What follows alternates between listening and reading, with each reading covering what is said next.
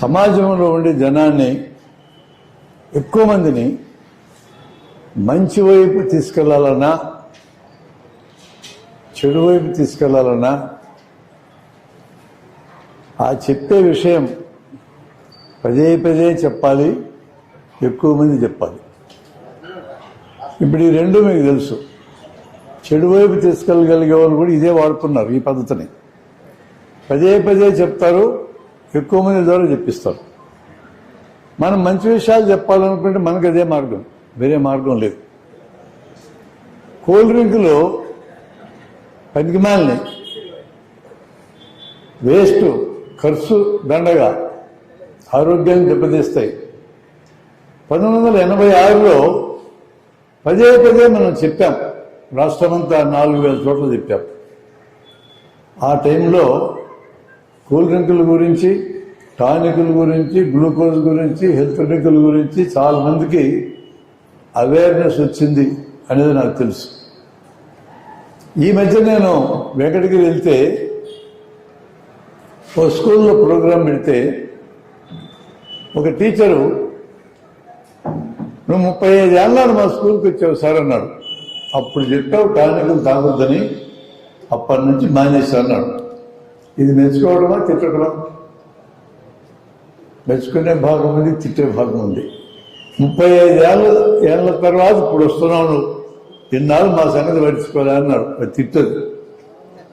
35 ఏళ్ళ నాడు నువ్వు చెప్పినటువంటిది బలంగా నాకు నాటుకుంది, నన్ను మార్చింది, అది మెచ్చుకోవడం. బలంగా చెప్తే, పదే పదే చెప్తే, ఎక్కువ సార్లు చెప్తే నాటుకుంటుంది.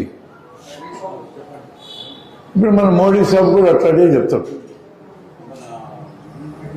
10 ఏళ్ళ నాడు ఎన్నికలప్పుడు మనకు ప్రామిస్ చేసినాడు ఆయన.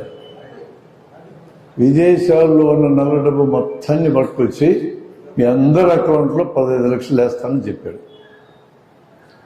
మరలా అదే చెప్తే మనం అడుగుతాం, ఇంకా తీసుకురాదు ఏందని. ఒక్కసారి కూడా చెప్పాలి అది. కాబట్టి మర్చిపోయినాం మనం.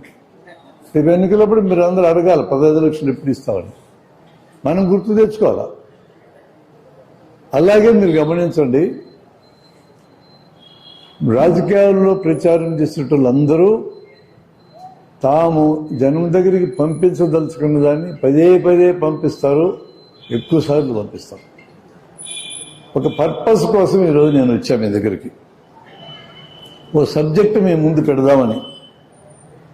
జన విజ్ఞాన వేదిక అనే సంస్థ ఈ ఊరంతా బలంగా తెలియాలంటే వాళ్ళందరూ ఆడే మెత్తడే మనం వాడాలి. పదే పదే బలంగా చెప్పడం, ఎక్కువ మంది జనాన్ని చూపించాలి.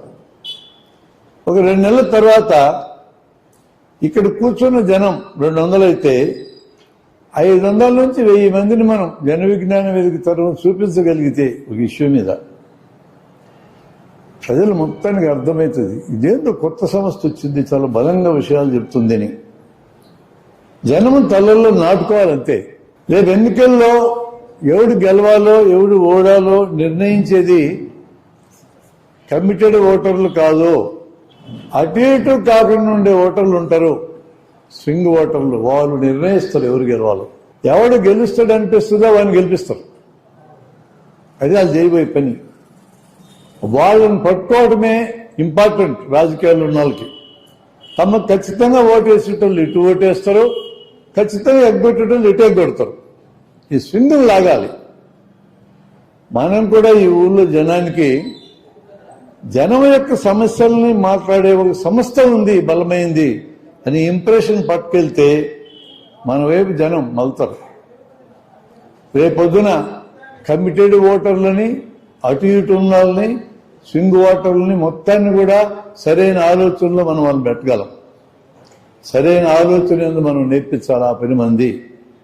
ఇది చాలా ఇంపార్టెంట్. ఎందుకంటున్నానంటే కేవలం రాజకీయం మాత్రమే ప్రజల సమస్యలను పరిష్కరించలేదు.